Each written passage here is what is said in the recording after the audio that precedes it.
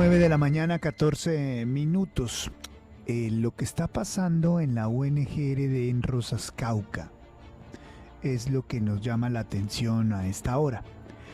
Y es que desde agosto del año pasado el gobierno prometió comprar una finca de 200 hectáreas a un propietario para la reubicación de los damnificados del derrumbe de Rosas. ¿Se acuerdan? Aunque eran 35 familias, hoy solo quedan 5. Y al dueño solo le pagaron el 50% de la tierra.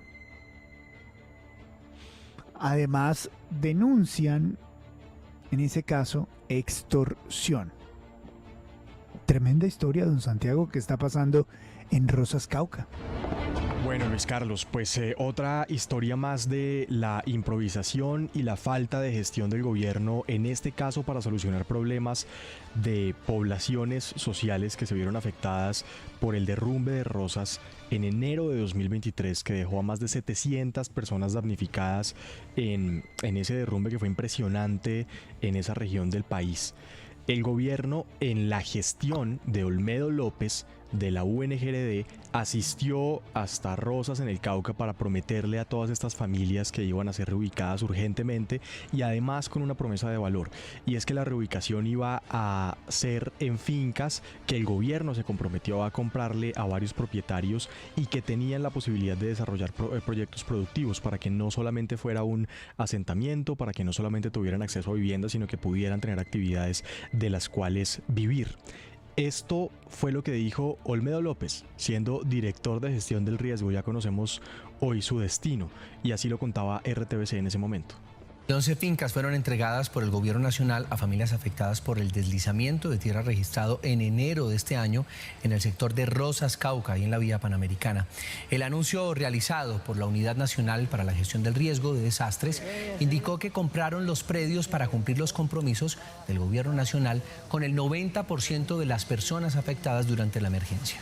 El propósito fundamental es la entrega de las 11 fincas, y el proceso que sigue es el loteo de esas fincas para escriturarlas a cada uno de sus propietarios e iniciar el proceso que de manera comunal, de manera popular. Esa era la voz de Olmedo López. El gobierno hizo una gran celebración y una gran inauguración de esta política pública con las familias a las que se les prometió la reubicación. Los propietarios de las fincas los llamaron con urgencia para comprarles sus propiedades, y aquí conocimos el caso de uno de ellos, que es Mauricio Salazar, el propietario de la finca Los Naranjos, con más de 110 hectáreas, y que además tenía en desarrollo un proyecto de árboles de aguacate Hass, un proyecto productivo que ya estaba pago y que ya tenía todas las condiciones técnicas para complementarlo. El gobierno, por el lugar en el que queda su finca, le prometió comprarla para ubicar ahí alrededor de 35 familias.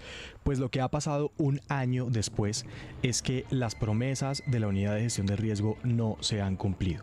Al señor Salazar le hicieron levantar la hipoteca que tenía sobre su finca, sobre su propiedad, le hicieron un desembolso en agosto del año pasado por el 50% del valor total, y un año después el gobierno hoy le debe 2.350 millones de pesos, el 50% restante por el valor de su propiedad. Luis Carlos, hasta esa finca hablamos con la comunidad.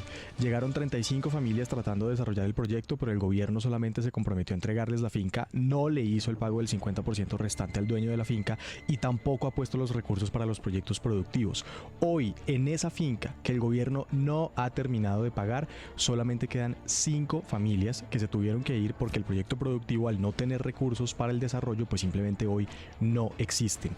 Talaron 800 árboles y hoy pues no queda nada de la propiedad de Los Naranjos del señor Salazar, que ha tratado de buscar a la Unidad de Gestión del Riesgo de todas las formas posibles a través de tutelas y derechos de petición para que le paguen el 50% restante del valor de su finca, de la cual hoy es propietaria el gobierno.